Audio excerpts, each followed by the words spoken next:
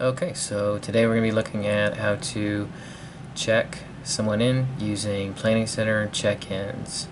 What you're going to do is, from any of the tablets, normally you're going to see this, there are no events for today, or you're going to see a listing of events, and these are all the things that we have. We'll take a look at all of these. Really the only ones that you'll need to be worried about as a youth worker are going to be Crockett Connection, High School Connect, Refuge, and Sunday Morning Bible Study. So we'll go ahead and click on one of these, but just so you know, it should already be up on the tablet, and you shouldn't have to select these when you come to service to help check in. So here we go. We're just going to click on one of these. We'll do Refuge. It's Wednesday night, and let's say you want to check somebody in who is already a member. Well, the only thing that you're going to have to do is just type in their name. So let's just type in Dana Foster, and we're going to click enter, and she'll come right up. So when we type in her name and click enter, it's going to bring up a list of people who have the same name. If you type in Dana, there might be more than one, or Foster, there might be more than one.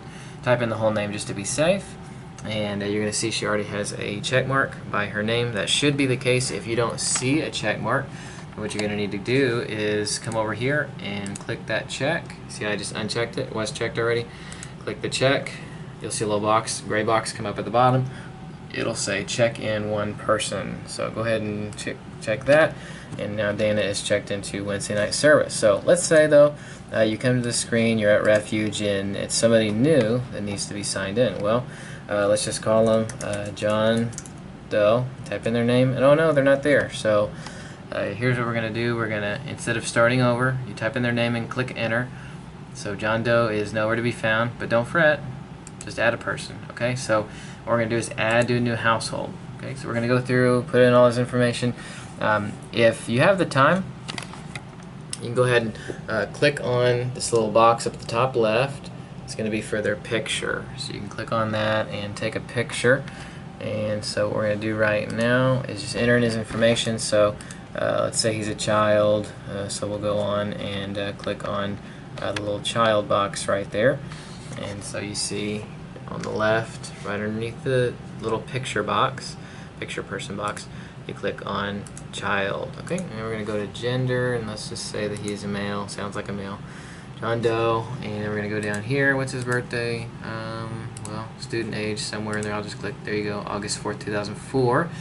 Now see where I just did that? It's going to break up a little calendar for you. Should be pretty quick. It tells you what their age is right away. And then we're going to go through and select grade. I think that guy's in the 10th grade. No, 9th grade, 2004. And wait, 8th grade. So you select their grade,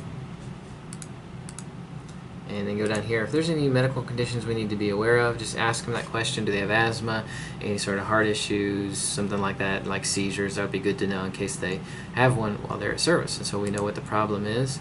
Go into their profile if they are unconscious, especially, to figure out what's going on while we're waiting on the ambulance.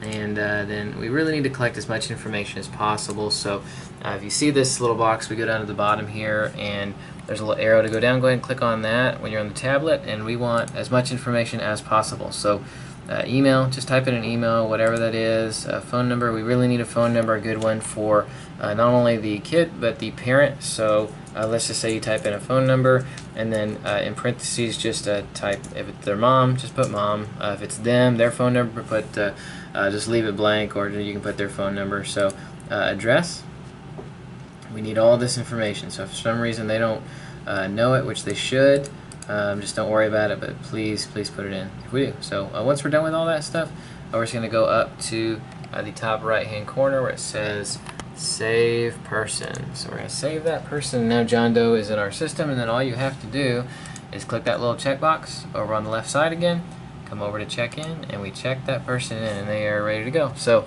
that was the short version of how to check somebody in, how to add a new person, and how to add somebody to a current service that is going on who we already have in our system. So there you go. Have a good day.